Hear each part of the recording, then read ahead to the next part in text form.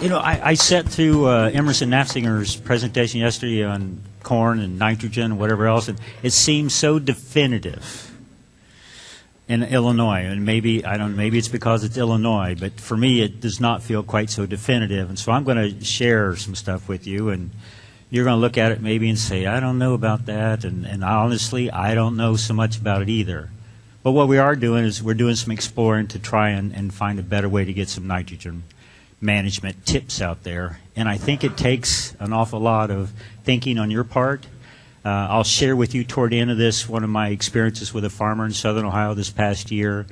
I've worked with him 2 years in a row now, 1 year kind of preliminary, and then last year we did a real nice trial, and I'll share with you how that turned out. But I think it takes some real thought to kind of manage nitrogen. And then I'll show you here in a second that, you know, things are still not getting any better as far as the Gulf of Mexico or Lake Erie goes either. So we need to think about those as well.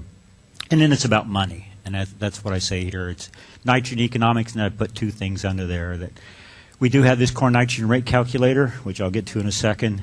That's one way to kind of manage those economics, but I think the variable rate nitrogen and how we manage that's really going to be how we're going to manage the economics. And that will also help us manage some of the concerns with Lake Erie and with Gulf of Mexico. So here's the Gulf hypoxia area. 2018, that's a white box sitting there on top of that little red line, but that's how high the red line was for 2018. It actually was low, not because we had didn't have a lot of nutrients going down to the Mississippi to the Gulf, but because we had a lot of wind conditions, and wind conditions stir waves. Having waves makes oxygen, and so the hypoxia area, the low oxy area, wasn't as big this year. So it's actually the fourth smallest on record. 2017 was actually the new high. So even though we were supposed to have solved the Gulf of Mexico problems by 2015, 2017 we set a new record. So problems have not gone away. We still need to manage things. And admittedly, that's not all agriculture. There's some other sources of nitrogen going to the south. And it's also phosphorus concerns as well. And then here's Lake Erie, the western Lake Erie Basin. We actually are low again this past year.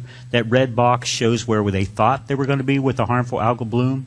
And that was based on measurements they were making of nutrients coming down the river, that expected growth they expected to see, things like that. Again, we had wind that hit Lake Erie and kind of made some changes. We ended up, just below 4, a scale of 4 on that scale of 10. So that was good for us. On the other hand, we had the potential to be up there maybe toward an 8 or 9, something like that. So anyway, nutrients is part of the reason I'm bringing this up. So it's not just about economics, but also about the voting public. I guess I'll put it in those terms, but the fact that we're being observed, and this is one way that folks in Ohio are observing us. So we do still have those goals in place, again, going south to the Gulf of Mexico. Okay. Going south to the Gulf of Mexico, we have a 45% reduction in both nitrogen and phosphorus that we're supposed to have already hit, as I said. But we do have this interim goal of 25% reduction, 20% reduction, I should say, by 2025. Again, we're going to have to work on some things to get there. At the same time, I'm an agronomist. I grow corn, I grow soybeans, I grow wheat, forages, whatever. We want to continue to make money on those things, and so it's never going to go to zero, but we kind of need to lead in the right direction, and I'll try and share some things maybe to help us lean in that right direction. And then the Lake Erie goals, again, we still have that 40% reduction in phosphorus. And then even though we don't talk about nitrogen, it's the nitrogen ratios to phosphorus that make the toxic levels of the harmful algal blooms, the cyanobacteria, go up or down. And so we need to manage nitrogen well. I talked to one of the regulators, I guess, here in the state, and she was saying that, yeah, we've got phosphorus headed in the right direction. Now we need to start working on nitrogen too, and we'll do that. So I don't know. This is a really good way to start, but it's also a really good way to turn off an audience when you do a nitrogen cycle or any kind of a cycle. But I want you to think about all the factors that go into how we manage nitrogen. I put weather up there in the corner. It influences all these factors. Mineralization's a big one right there in the middle, and I won't use a pointer because I can't point at all the screens at the same time. But mineralization is dramatically affected by weather. I'm going to show you some data here in a minute to show how big that factor is. But all those other things are affected by as well by weather. And then I've got the other thing down there in green, drainage. I think drainage is a good thing. That helps us manage nitrogen. Okay? Not the fact that we can get a nitrogen in a tile and, and it runs into someplace, but the fact that we can keep our soils well aerated, they're likely not to have a problem with leaching or with not immobilization, but volatilization, whatever going up in the atmosphere. So those are good things. So drainage is a good thing. I'm not going to go through all those factors. Just keep in mind that weather is just a huge factor. So current recommendations, and I'm going to go into our corn nitrogen rate calculator. That is our recommendations, okay, today. And it's been around since 2004 here, it says. 7 states across the Midwest have been working together on this model. Turns out it's a really nice model. What we do is we put in individual state data for that model. So whenever you go in, you say, I'm in Ohio, you get a recommendation based on the data that we have here. The one thing that I added to this slide, maybe not have been there a year ago, is that in the fall of 2017, a paper came out where they compared, I think it was 8 or 9 different models of nitrogen management across the Midwest, and did not include Ohio, but it started Indiana and went farther to the west. But this economic model, this MRTN model, this corn nitrogen rate calculator, is a darn good tool. And it turns out it's probably a whole lot better than some of those, I don't know what to call them, but anyway, satellite-based or whatever else models that are out there. All those are being improved, admittedly, so it's not like they're done and gone. But it's a pretty good model. And again, it's the economic model, and that's what we're using today. So this is what the website looks like. It's the Corn Nitrogen Rate Calculator website. And I usually just Google it because I can never remember what all that stuff is at Iowa State. But it is housed at Iowa State University. Steve Coleman, last March, so almost a year ago now, updated our data in that web base. And so we've got a lot more numbers in there for Ohio. It turns out going from about 60 sites up to 250 or so sites, our recommendations pretty much stayed the same. I think it varied by 4 or 5 pounds per acre. But we have a bunch more data. We have that much more confidence. So anyway, this is what the website looks like. And then here's some odds and ends. Boy, that one back there cuts it off. It would have been late March newsletter a year ago in our corn.osu.edu website. Steve put in this article. And so we want to maximize farmer profitability, so it's an economic model. And our goal is that you make money, not the maximum yield. And so what else do we have in here? You have 60 trials across 20 counties in Ohio. We probably had nearly 20 counties in there in that database beforehand, but still we have some repetition, things like that. So 60 trials recently. So again, capture some new genetics, things like that. 281 trials over the past 10 years. 228 of those are in corn soybean rotation, and 50 or so in corn after corn. That's a good thing. Okay, that gives us confidence basically in what it is we're having to say about that. And then Steve's remark, I think this is Steve's remark at least, current hybrids are more efficient at making more bushels with less nitrogen. And you probably have already heard today that we make more bushels with less phosphorus and more bushels with less potassium as well. I got into a good discussion a week, 10 days ago with a group up at Sandusky on Lake Erie. They said, "Are you mean that we should be putting on less P and K?" And I go, no. Our yields are increasing, so we put on the amount to support those yields. I'm not saying we put on less fertilizer. I'm saying we put on less nutrients, and it's more efficient today per bushel. Okay, so kind of keep that in mind. So anyway. So we think we've got some good information here. This is what the output looks like. And that number right there, and I'm not going to try and do it, where it says MRTN rate, pounds per N per acre, 174 pounds. I ran this on January 23rd from prices that I had for nitrogen and for corn off of a local market. Okay, so it was 43 cents a pound on nitrogen, $3.77 a bushel. When I went to the website, I set them in Ohio, 228 sites. Again, that's part of the data. I'll show you some of that in just a second. And so 174 is what they say is the magic number. And so that's kind of the Emerson-Nofsinger number, if you will. That's a definitive number. Right? Yeah, Kevin's got it. It's not perfect, okay? And I'll show you here in a second. I'll go into that. I don't know if Steve knew I was going to do this or not, but I am. So it says we have a proper range of 157 to 190, so 157, 190 pounds. I think that gives you some latitude to kind of target some fields, maybe with a higher rate or a lower rate. And then I'll get you some more slides here in a second, show you maybe you may have some doubts about that. Maybe we need to make some more adjustments. But it has some latitude. Again, we have a lot of data points in this. We actually have a lot of confidence in this, okay? But this is average, and this does not tell you when to put on nitrogen, doesn't tell you half side dress and half the rest, whatever, okay? So think about those things. That being said, it's a pretty good tool, and it works pretty well, and I've got some data I'll show you here in a minute that maybe it's not bad, but we need to do better, I guess. This is the chart that we published. This was in our fertilizer handbooks, fertilizer recertification handbooks. Those of you might have gotten recertified this winter. We had that in there. And Steve also published this last spring whenever he put that out. And so it's somewhere around 40 cents and 375, 175, 176 pounds of nitrogen. Put in your economics and make those adjustments, okay? Okay, so here's the data in bar chart form. And I just kind of want to walk you through some of this. So this is for corn, soybean, corn following soybeans. And this is the distribution of the optimum nitrogen rate, okay? This is not a rate trial, nothing like that.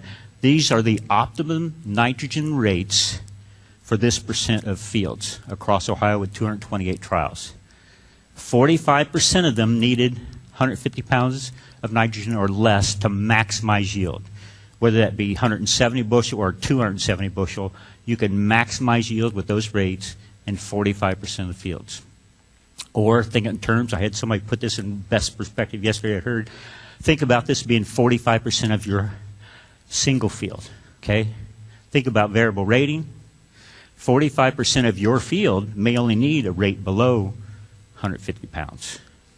And something like 5% may need a rate below 75 pounds.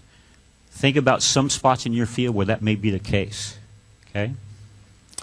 And somewhere around our nitrogen rate, so 175 to 200, that neighborhood, I guess 31% of the fields, that was the optimum nitrogen rate. Okay? 31%. Okay? You're getting the idea? So think about your field. Think about one field, 31% of that field, that was the right rate. Okay? Think of it in those terms. And then 25% of the fields in our trials needed 200 pounds of nitrogen or more to get that optimal yield. Again, whether it's 150 bushel of corn per acre or 250, that's what it took. And again, think about a portion of your field that may need a little more nitrogen. So I think we need to hit the low spots with less. By that I mean higher yielding spots that need less nitrogen, and those that need a little bit more, we need to hit them right. Okay? So again, this is a nice database to play with. Here is another way to look at it. Each one of those dots is a single field, and again, it's the optimum nitrogen rate. Again, it's not a rate trial. Okay, so we've got yield, optimum yield is on the left side. Across the bottom is our optimum nitrogen rate. And we have, 5, 6 fields, whatever, where 0 pounds of nitrogen was the right rate for that field. Again, think about some portions of your single field, that may be the case.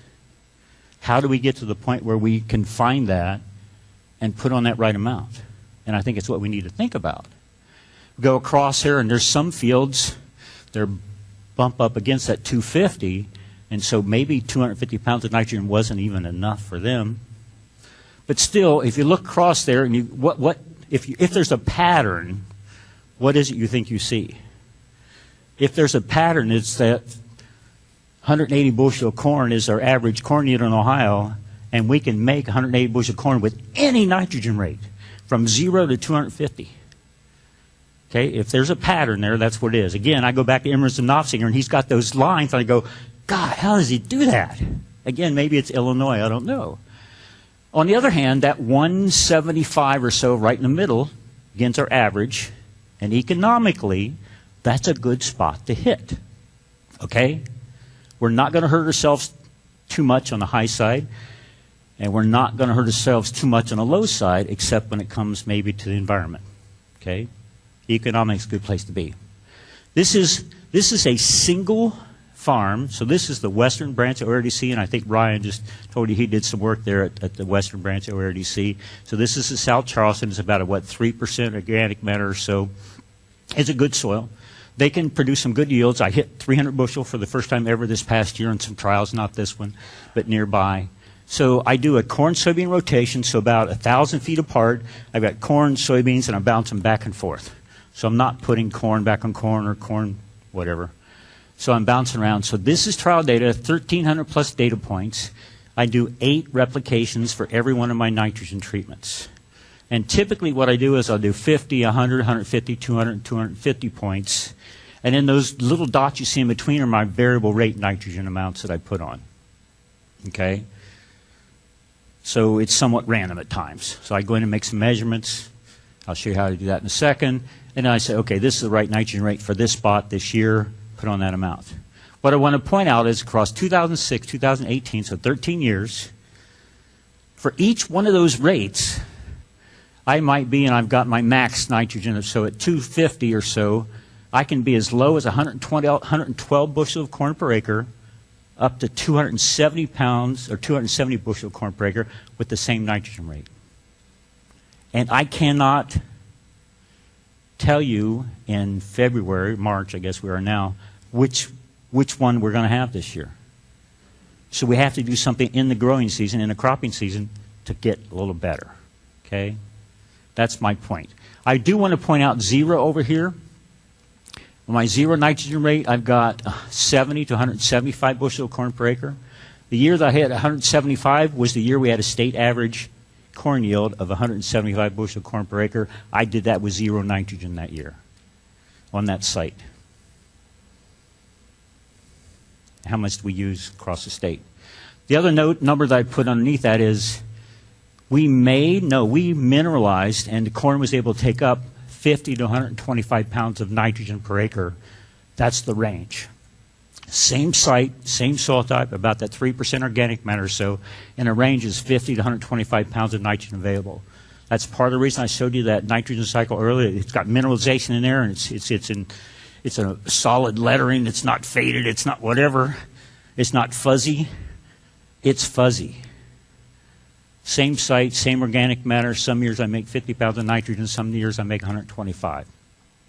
We have to figure out what year is what. Okay? And again, there's some tools out there. I'm only playing with one of them, but there's some others out there we need to play with. Oh, yeah. So some tests, some trials, some treatments, whatever. Some ways to improve it. So the PSNT, pre-sidedress nitrate test for livestock producers, I think you should be playing with this. When I say playing with this, I think you need to learn something from it. I think you can learn something from it. I also think it's not all that definitive either. But you play with that for a year or 2 or 3, start trusting a little bit, start trusting yourself and using that tool, I think you can improve your nitrogen applications. And typically what I find with livestock managers is I put on enough manure to give me 150 pounds of nitrogen. I'm going to put on another 120 just in case. We got to eliminate those just in case applications. Okay? And again, if you have a tool that helps you do that, I think it'll help. End-of-season stalk nitrate test is post-mortem. At the end of the year, you see if you over-applied. I'm not sure how great it is, but it's something to think about. Again, 3 years of experience might help. And then I've got my crop sensors, and I'm going to talk more about them than I do about anything else. So remote sensing, postpone our decision until after emergence. Postpone our decision until into the growing season, maybe 6 weeks. Okay? Not possible with that economic model I told you all to use. It's also not that great or not that easy to use that economic model for variable rate applications either. This tool, I think, is going to help us with that. Delayed application reduces the risk, and then hopefully we can reduce that nitrogen rate where we need to or where we can, and maybe increase that nitrogen rate where we should as well.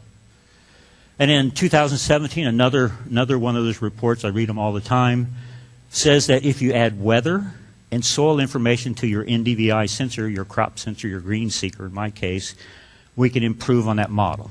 and a whole lot of work's going into that, and I'll share with you how I did that with a grower. This is what those crop color sensors look like. I used the one, the handheld up there in the corner. It says green seeker on it. It's a Trimble model. I like it because it's cheap, relatively easy to find, and I can pick it up, put it, whatever, and walk any farm field in Ohio with it and get some numbers that we can then at least have some discussion, and it's about having discussion. It is a active sensor, as are all those other three listed up there next to it, meaning it has a built-in light, projects to the corn, reflected back up. So you're not tied to cloudy day, clear day, whatever else. You don't necessarily have to hold your conditions the same as you cross the field. This has got a light on board. Some of the criticism I have of these specialized cameras going to be held on satellites, aircraft, drones, whatever, is they're passive sensors, meaning they picked up the reflectance from sun. Again, there's going to be variation in that across the field, across the day, across the whatever. So I like the active sensors more, I guess is what I'm telling you. This is what it looks like. Again, it bounces 2 colors of red down, collects it back. In my case, I record the number and then share that with the farmer later on. So best management practices. So a couple things on here. I already mentioned about this zero nitrogen. One of the things I put in here was I want, and boy, I put it in these terms, but I want it, but I think you should want to know how much corn you can grow with a zero nitrogen rate.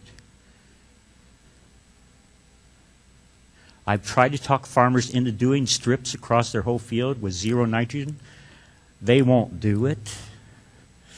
This guy, I'm going to work for the 3rd year in Southern Ohio, he's finally allowed me to put 4 strips across his field with zero nitrogen rate because he's starting to have a little trust in me.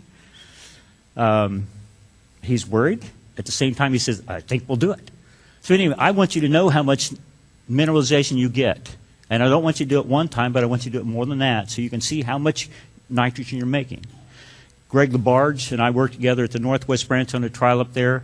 We're seeing some similar numbers on a Hoytville clay to what I see in my Brookston, Crosby, whatever, in southwest or western central Ohio. So you need to have a zero to learn your farm. And then we can make some comparisons between the nitrogen rich area and the rest of the field. I also want to make some measurements on that zero. I'll share with you why here in a second.